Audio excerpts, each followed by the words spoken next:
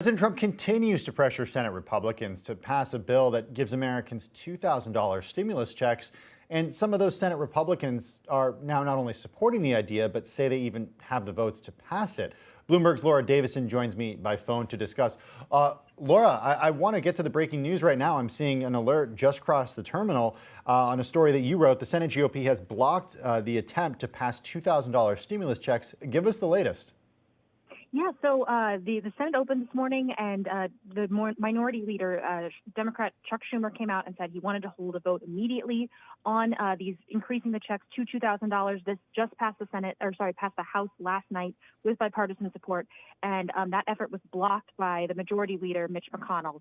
So this really creates this sort of interesting dynamic if you have, McConnell against something that the president wants 1 week ahead of an election that will be consequential for not only the two senators in Georgia, but also for the balance of power in the Senate, and whether Mitch McConnell essentially gets to keep his job as the leader of the Senate. Okay, so let's talk about how this could play out.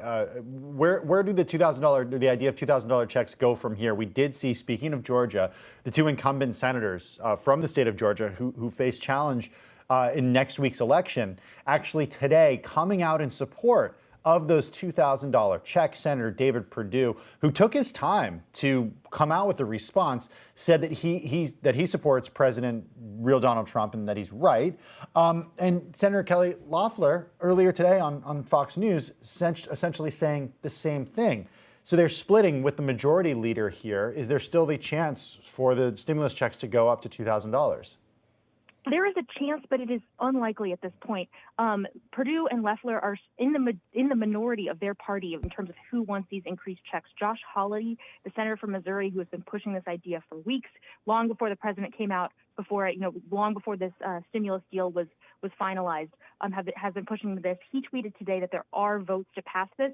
It's not clear where those votes are. You need about 10 Republicans to get on board with Democrats to pass this through the Senate, and there's really only 3 or 4 who have publicly said that they would support this. So they need to get a couple more of their colleagues on board. Then there's also the question of, will McConnell allow a vote on this? And this is really kind of where the political calculation comes in. The polling shows that these $2,000 checks are really popular. It could be a boon to both Loeffler and Perdue if they were to pass this before the election next week.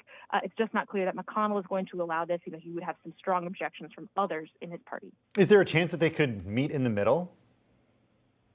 That is also an option. There's one thing that they could decide on $1,200, which is the amount from the last round. There's lots of ways to sort of cut this, but there's a lot of hesitancy from McConnell to go back and sort of renegotiate this deal that they finished last week with bipartisan support and start opening up different tweaks and changes there. So you say it's politically popular, and I think that's probably the answer as to why the incumbents in Georgia who face challenges in next week's election came out in support of it.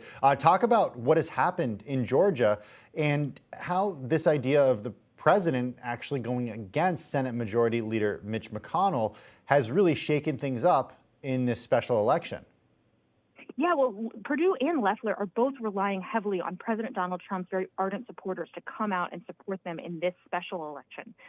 Trump is not on the ballot this time, but he still has a strong base in Georgia, though he lost the state in the election. But they're banking on, having sort of those loyal supporters come out and be enthusiastic about their candidacies. And that's why you saw, them sort of, instead of breaking with the president and going with the rest of their party, they were, decided to back the president and really, support an idea that their opponents, the Democrats, have been hammering them on. So this has really created these interesting divisions among the Republican Party that are likely to continue even after Donald Trump has left the White House. So, Laura, what happens in the next couple of days before the new year?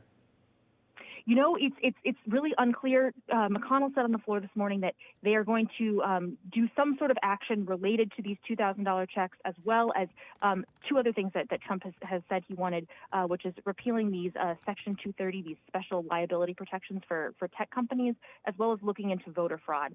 McConnell was not clear on what he wants to do there.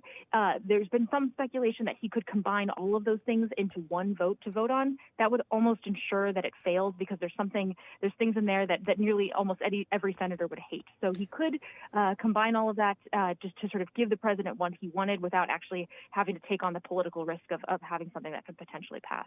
If Loeffler and Perdue win in Georgia and Mitch McConnell and Republicans hold on to the Senate, Does the $2,000 idea just die because the election's over?